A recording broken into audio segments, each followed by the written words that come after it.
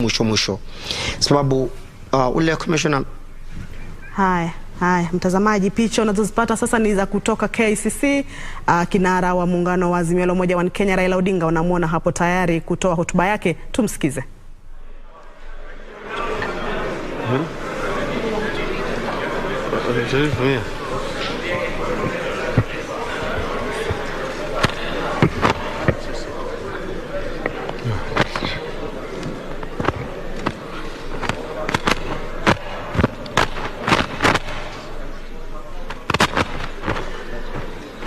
Members of the Fourth Estate, ladies and gentlemen, good afternoon. We have a statement that we want to issue today following the general elections that were held in our country.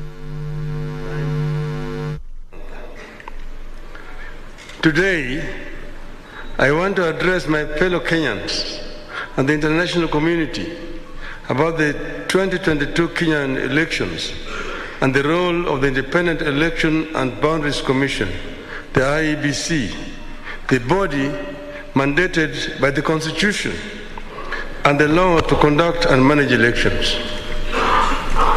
On August 9th, 2022, millions of Kenyans turned out in large numbers in an attempt to choose their leaders at the national, county, and local levels after long and generally peaceful campaigns. But yesterday, August 15th, our budding democracy suffered a major setback. As a result, Kenya faces a grave legal and political crisis as a result of the actions of Mr. Wafula Chebukati, the chairperson of the IEBC. The Constitution and our laws are clear about how the IEBC should conduct its business. There is no more important role for the IEBC than the conduct, transmission, and tallying of the presidential election. We are painfully aware of the past political biases by the IEBC that plunged this country into its darkest chapter. The terrible memory of the aftermath of the 2007 elections are still fresh in our minds. In 2017, the Supreme Court of Kenya nullified the presidential election again because of the misconduct of the IEBC. What we saw yesterday was a travesty and a blatant disregard of the Constitution and the laws of Kenya by Mr. Chebukati and a minority of IEBC commissioners.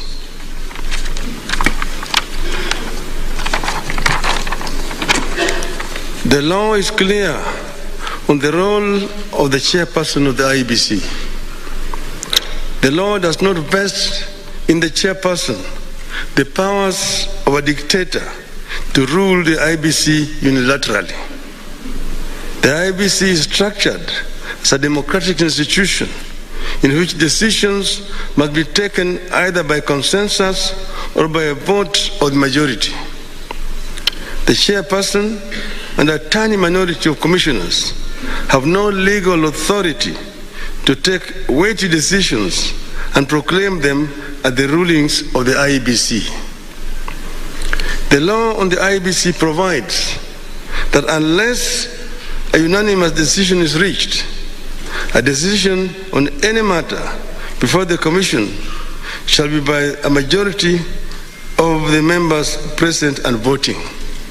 I want to repeat.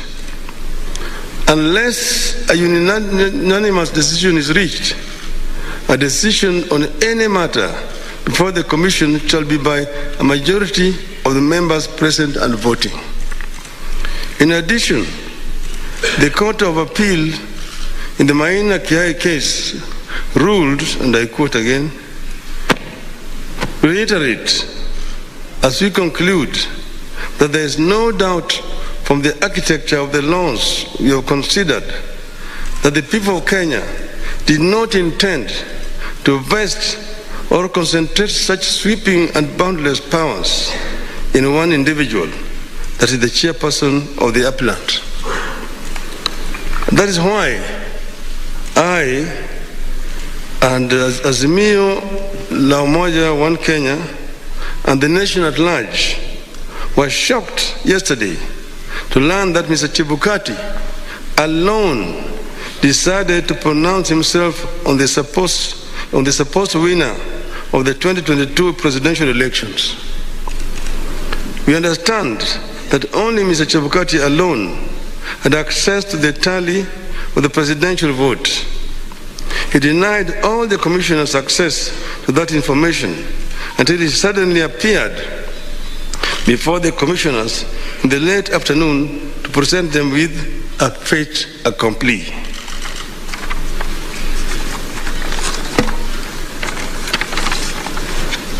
Barely 2 hours before his announcement, Mr. Chebukati called a meeting of the IEBC and revealed to them the different results he was going to announce.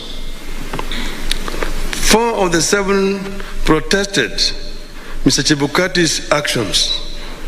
But Mr. Chebukati, whose mind appeared made up, did not entertain any discussion of the results, precipitating a walkout by a majority of the commissioners, who promptly denounced the results at a press conference.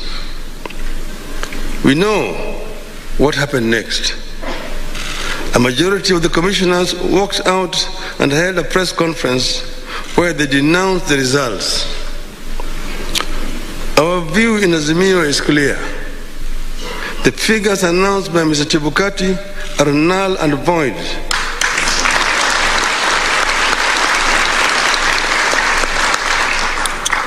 I repeat, the figures announced by Mr. Chebukati are null and void and must be quashed by a court of law. In our view, there is neither a legally and validly declared winner nor a president-elect.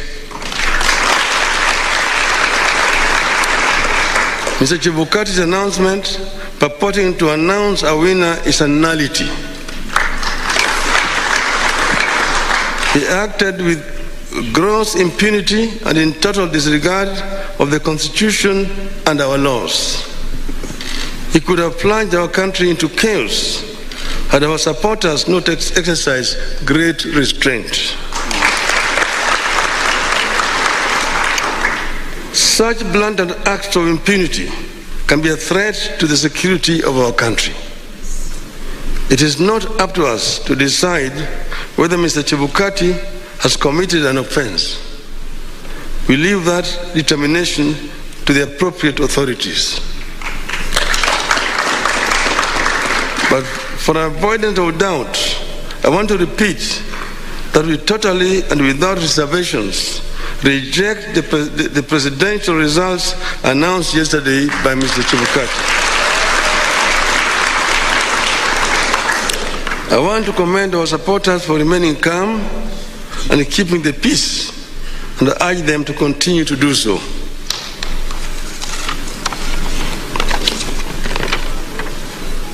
Let no one take the law into their own hands.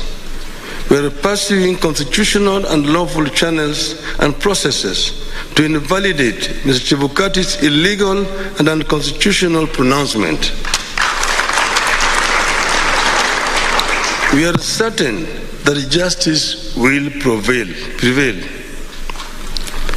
I want to further commend the heroism of the 4 commissioners, the majority of the IEBC, who stood up to the bullying and the illegal conduct of Mr. Chebukati. We are proud of them and ask them not to fear anything. Kenyans are with them. Today, I do not want to fully address our strategies going forward, but suffice it to note that we will be pursuing all constitutional and legal options available to us. We will do so because we regard the many flaws in the elections and the wrongs committed by the IEBC as fatal to the process and the outcome announced by Mr. Chebukati. We urge Kenyans and the friends and partners of Kenya abroad to stand tall and be counted as we seek to advance the ideals of democracy and an open society that we have always stood for. We will pursue justice for our supporters and for all Kenyans so that their choices are respected and honored. May God bless you and may God bless Kenya.